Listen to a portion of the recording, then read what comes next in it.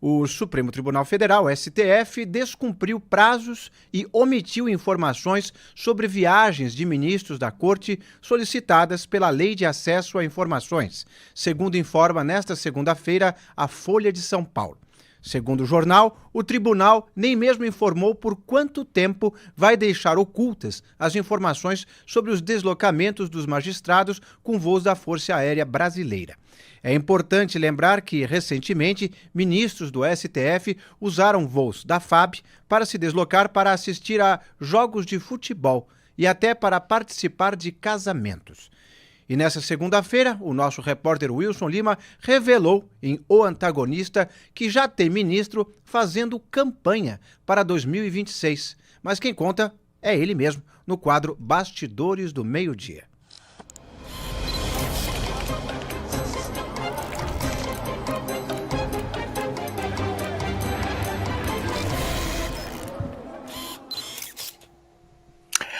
Boa tarde, Inácio. Boa tarde para você, meu amigo de Um Antagonista e também meu amigo, minha amiga do canal BMC News. Mais uma semana começando e vamos que vamos. Na última sexta-feira, o ministro do STF, Flávio Dino, ele deu uma palestra para um curso de Direito em São Luís, no Maranhão, cidade natal do magistrado. Até aí, tudo bem, tudo tranquilo, tudo absolutamente normal. Mas no meio da palestra, ele resolve se pronunciar sobre o quadro político do Maranhão para 2026. Mas eu prefiro que o próprio Flávio Dino fale sobre isso. Vamos colocar o vídeo, por gentileza. A política com seriedade. Então, uma alegria te ver, Felipe, e em nome dessa amizade eu quero te dar uma sugestão. Ponha a Tereza de vice-governadora, que vai ficar imbatível, que é a mulher popular, viu? Foi o que eu pude ver aqui.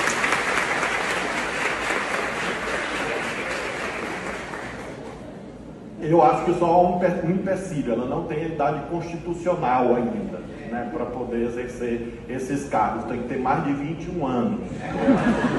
E quando vocês aplaudiram o Arnaldo, eu disse Camarão é ele é o cara. Aí vocês aplaudiram mais a Tereza, pronto.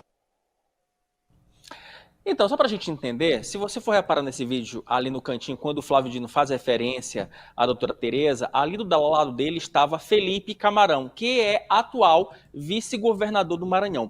O Felipe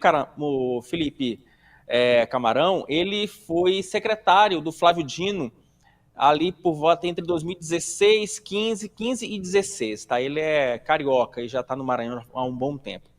E a doutora Tereza, ela é procuradora, né? Ela é professora de Direito e ela tem uma base política na cidade, na região de Lago da Pedra, na região central do estado. Para ser mais preciso, eu estou falando da professora Tereza Helena Barros. Obviamente que houve ali um tom de brincadeira, de galhofa, mas isso irritou muito o grupo político do governador Carlos Brandão. Por quê? Porque, segundo esse grupo político, é o Flávio Dino já metendo aí o bedelho na sucessão para 2026. Meu caro Inácio Pilar, é isso, ou seja, tem ministro que não cumpre decisão, que não cumpre recomendação da lei de acesso à informação, outro que não deixa o palanque político e assim segue o Brasil nessa verdadeira desordem institucional. É verdade. E para enriquecer o nosso debate, aqui está Ricardo Kertzmann, que tenho a honra de receber aqui no Meio Dia em Brasília hoje. Ricardo, boa tarde. Parece que o STF aplica as leis só para os outros, para eles não vale, é isso? Boa tarde, Inácio, boa tarde, Wilson, boa tarde também para os nossos queridos antagonistas. Olha, é impressionante, né, como o STF, dia sim, dia não, semana sim, semana não, nos apresenta algumas surpresas e essa é mais uma delas. Olha, a promiscuidade nas relações do STF com empresários, empresários muitas vezes que são réus na própria Suprema Corte, a gente já cansou de noticiar, analisar. Essa mesma promiscuidade também, ela vira e mexe, se volta para o mundo político, que é o que a gente acabou de assistir. Não tem o menor cabimento o envolvimento direto de um ministro da Suprema Corte em uma candidatura. Isso não tem o menor propósito. Isso fere frontalmente a independência que deveria sempre reinar entre os poderes. E com relação a se recusar a cumprir a lei de acesso à informação, a se recusar a fornecer, por exemplo, né, a lista de gastos que deveria ser pública e é pública, fere mais uma vez também os princípios da administração pública, Inácio. São cinco os princípios, eu estou com eles abertos aqui na minha tela. Legalidade, impessoalidade, moralidade, publicidade e eficiência. Esse tipo de situação é o que faz com que a população cada vez mais avalie mal os ministros do STF, cada vez mais avalie mal a própria Suprema Corte, porque ninguém aguenta mais esse estado de coisas, uma espécie de poder acima de todos os demais poderes. Wilson, falando especificamente sobre o Flávio Dino, ainda ronda sobre ele, paira sobre ele, até possibilidade dele ser candidato a presidente. Isso existe mesmo, esse burburinho ainda silencioso?